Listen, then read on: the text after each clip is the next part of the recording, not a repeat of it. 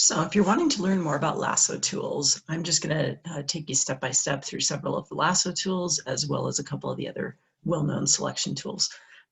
So to begin, I have this document. It is easy to make selections because of the white background, so it's a good practice file to start off with. And as I look at, I can hover over my Lasso Tools, and generally Photoshop will tell me what the tool is, as well as if I click on the bottom corner, where the little triangle is, then I see the additional tools. The L is the shortcut key, so I can ideally hit the L on my keyboard and it will take me to the Lasso tool and it will cycle through each of the tools. So to just give you a quick overview on these tools, the Lasso tool itself is a click and drag. So if I am really good with my mouse and I have an easy type selection, then this would be a great tool. I'm just going to speed up and move on.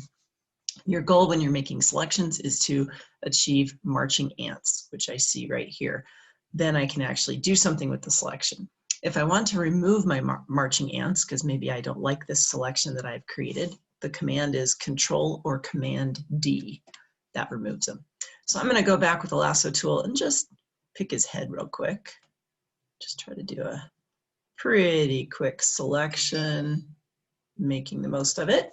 Once I have that selection, then I'm going to go ahead and right click and layer via copy. This way I have that selection onto its own separate layer.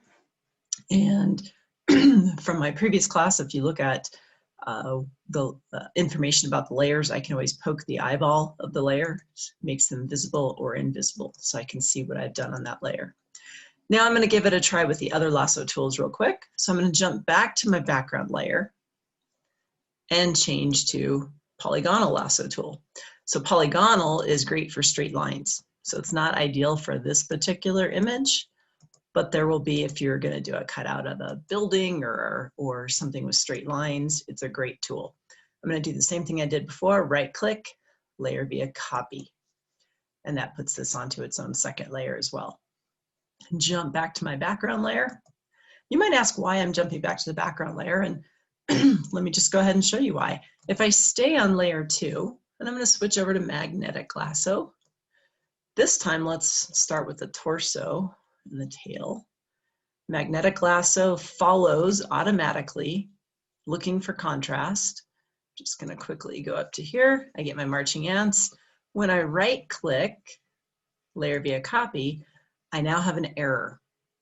The error says the selected area is empty. So once I hit OK, I'm going to show you why. Here's my selection, but all the computer sees, I'm going to turn off these other two layers because layer 2 is what I have visible and what I have selected. So the computer can only see what I have selected, and there are no pixels on this layer. That's why I got the error, and that's why I keep going back to the background layer. Now I've selected the background layer, and if I come over here and right click, layer via copy, now it works. That doesn't happen to be a particularly good cutout of anything, so I'm going to actually drag this to the trash. And I'm going to start over again with the magnetic lasso. So as I'd mentioned, the magnetic lasso forms the edge, especially if there's nice contrast. I only had to click once. I'm going to just cross over here real quick to get the head. So again, I clicked one time. I'm just taking my mouse slowly around the edge and then clicking when I get to the end to close my selection. And now I can layer via copy. So now I can take a look at which of the versions of the head that I like best, which Lasso tool worked best for me. So I can isolate each of them by turning on, making them visible and invisible. Clearly the magnetic lasso did a better job, and if I had taken a little more time, I could have done even better. Now I can clean up these selections too by using the eraser tool. So I'm going to go ahead and demo that really fast. Come over here and choose my eraser tool. And if I want to delete or erase some of the white in there, I want to make sure I can see it better. So I'm going to use Control or Command plus to zoom in. And then if I hold down the space bar and with my mouse drag around, I can now see the area a lot better that I need to clean up. I can just come in with the eraser tool, do a quick little touch up.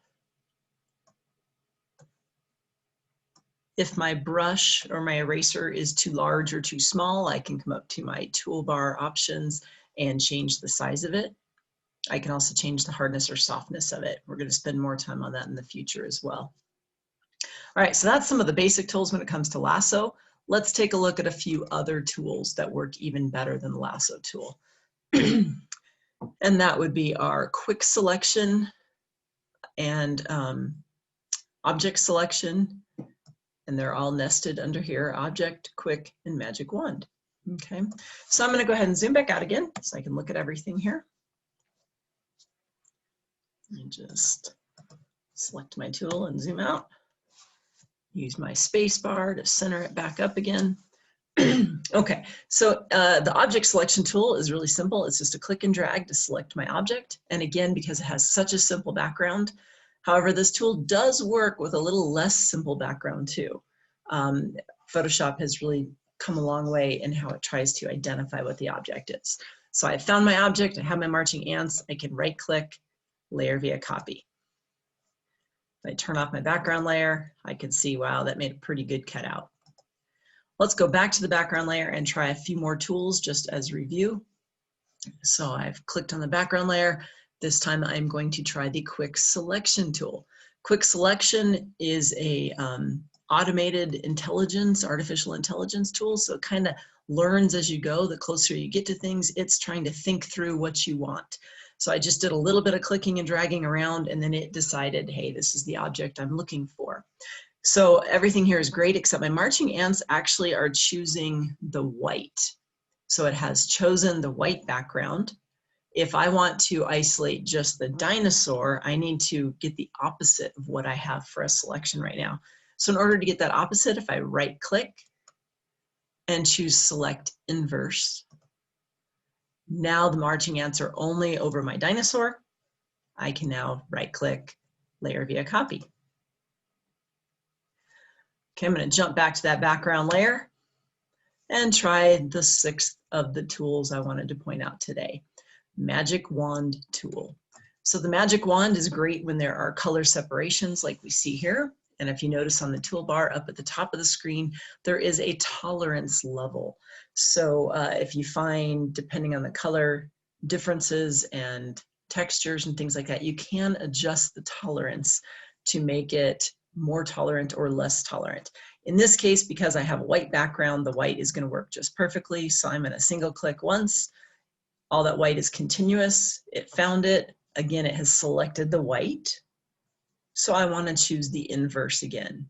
If you remember correctly, it's a right click, select inverse, and then I can right click, layer via copy. So now that I have all of these different selections, and they do take some time to practice and play with, so I encourage doing this over and over again until you kind of really understand the differences between them all. And as we get into more complicated images, you'll see when some tools shine and some do not. But to have some familiarity with all of them is a good thing. Okay, so now that I have multiple dinosaurs here, I want to start resizing these dinosaurs just so I can play with my image and I can really utilize the different layers. So I'm going to start with layer 6, and I'm going to use the transform tool. Before I do that, just to be safe so I don't click on something that I didn't intend with the Magic Wand tool, I'm going to go back and just select my move tool.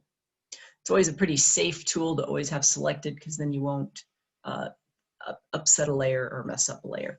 So I have my move tool selected. Now I'm going to hit Control or Command T for transform. And notice I have my sizing handles. This allows me to click and drag to resize. Layer 6 happens to be behind the other layers. So that's this little guy. And we'll talk about order of layers in just a moment. And so when I have that transform, I can click and drag the corners. If it's locked in the same ratio, like you see in this chain link right here with mine, then it stays the same ratio. Otherwise, you can unlock that or even hold down the Shift key to lock or unlock. And then you can make your dinosaur skinny or heavier.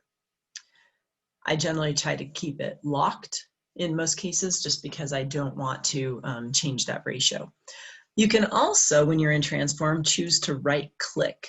This allows you to flip the dinosaur. So if you want it going the opposite direction, you can rotate them, you can warp, distort, skew, scale, do all kinds of great stuff. So let's go ahead and flip horizontal. So now he's facing the other one. I'm going to make him a little bit smaller again,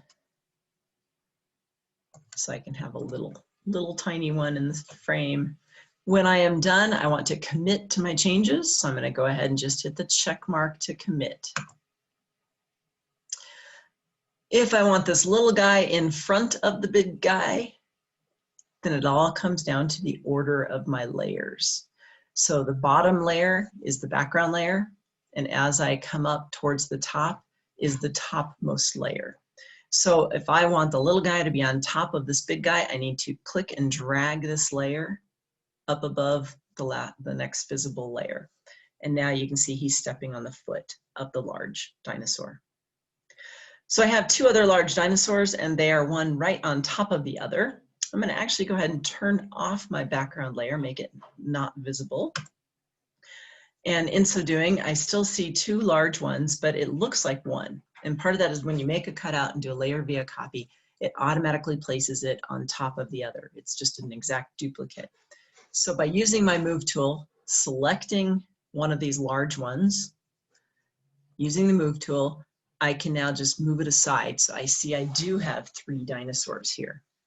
So let's just review a little transform, controller command T.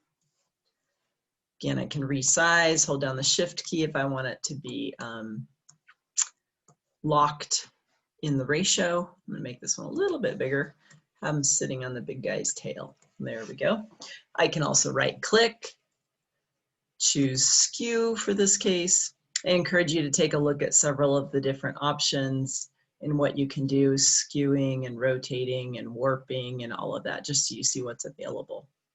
I'll just do something like that so we can see it was skewed. And again, hit the check mark to accept or commit to your changes. So that is the quick rundown on several of the selection tools, the lasso tools, object selection, quick selection, and magic wand. Also a little bit of reordering of layers and transforming your selection. Hope you enjoyed it, and feel free to do some practice on it.